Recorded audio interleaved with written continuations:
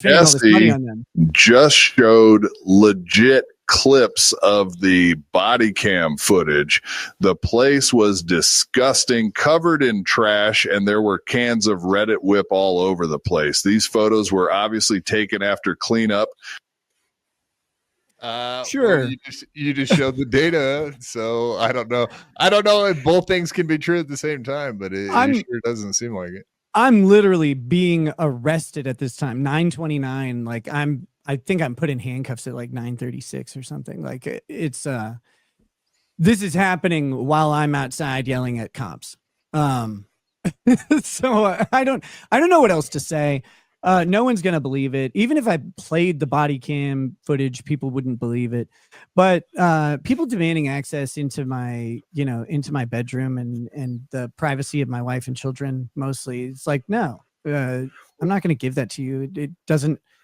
What I gave is more than anyone should ever have to in the first place. But no, like the notion that I somehow owe this to anybody is insane.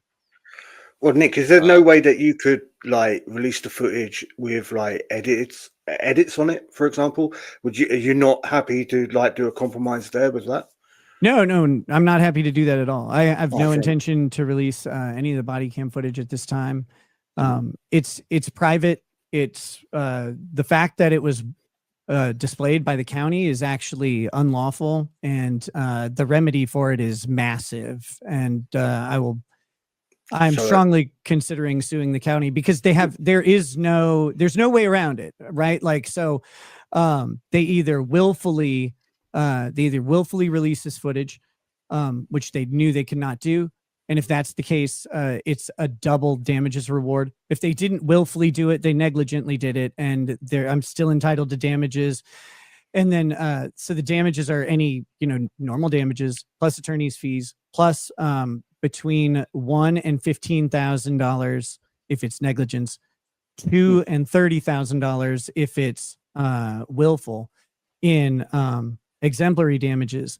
And now here's the thing: there are 7 plaintiffs, right? Because there's me, my wife, and our 5 children, all of whom's privacy was violated. So that's it's up to $30,000 times 7 times 2 because 2 people were the video was disclosed to 2 different people.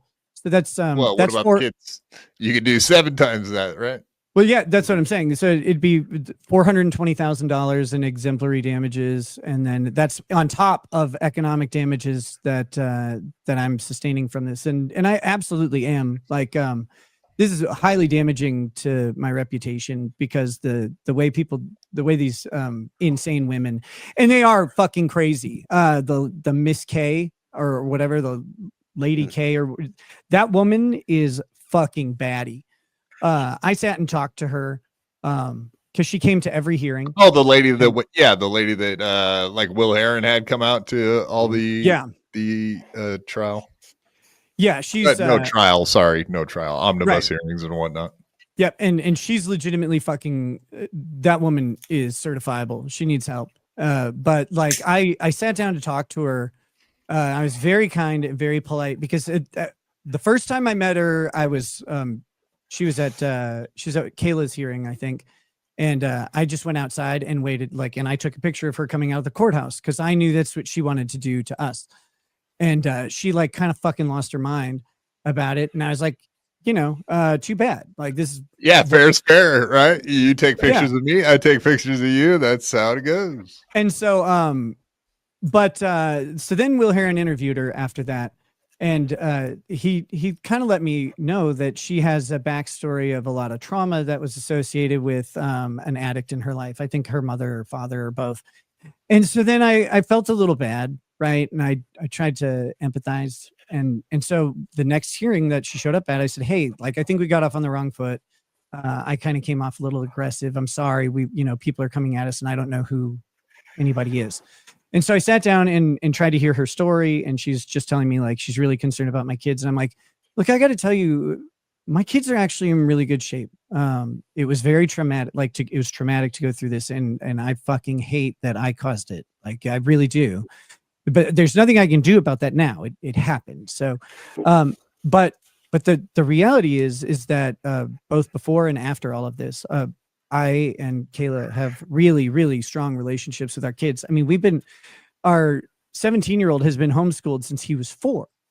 And I have not worked outside of the home since he was 1.5. So the amount of time that I've spent with my kids is monumental. Like when you compare it to what a normal father has the opportunity to do, because they leave for work 12 hours a day. I'm home all day with the kids, and I have been their entire lives. So like the level of relationship that we have was exceedingly strong before this. It's even stronger now afterwards. Well, Nick, would you say your 17-year-old knows that drugs are bad, right? Considering you said you spend time with him all the time. Yeah. And our kids had no idea that there was any drugs. They told that to the county. They never saw any. They were never around any. They never saw us intoxicated or acting strange in any way. I know, again, there's salacious stories about how we were doing drugs around the children, but we really weren't. And I didn't know the kids were going to be interviewed by the county ever in their lives. I didn't prep them to give those answers. And all 5 of them gave the exact same answers. They'd never seen it. They didn't even know what it would look like if mom and dad were intoxicated, because they've never seen us acting out of character or unable to function. So, because we're not dumb, right? Like the whole thing is all these stories assume that we're fucking insane or retarded. Like and it's like we're not either of those things.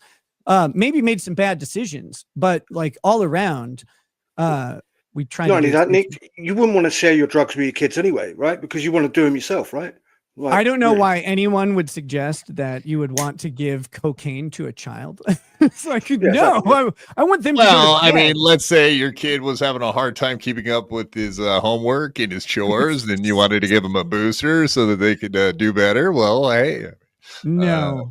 Dave Sarah, our buddy that comes on our show all the time, he says he has ADHD, and doing cocaine actually helps him. It settles him down. So they treat ADHD. Hey, all jokes. No kids do drugs. No. So Aaron tells a story about me. Like, he says that this is evidence that I dosed my daughter, which is insane. He says that I tell a story about how cocaine works in people with ADHD's brain. And that story is partially true, but I wasn't limiting it to cocaine. I was talking about how stimulants work in an ADHD brain, and that cocaine happens to be a really strong stimulant. So it functions a little bit differently for someone with ADHD. And if you know anyone with it who takes cocaine, they don't react the same way. They don't like juice up like normal. They'll stay awake, and they'll get the same things where it like helps with alcohol and stuff, but they don't get like amped. They just kind of get they get a little bit more calm, and it's like Ritalin or Adderall in that way. And so, I had talked to Aaron about that, but I wasn't making any particular point about cocaine at the time. I was actually talking about prescription stimulants, because I have prescription stimulants. I have also narcolepsy. I have ADHD. So, like taking those medications, I was talking about why they don't make me go into fucking cardiac arrest and spaz out.